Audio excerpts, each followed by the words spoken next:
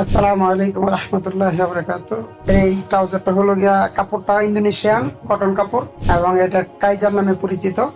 এই কাপড়টা দিয়ে আমরা কোয়ালিটি মাল সিলাই, যেরকম এই মালটা আছে। তো অনেকে আছে ভালো মানের মাল খোঁজে, আমরা এরকম ভালো করার চেষ্টা করি।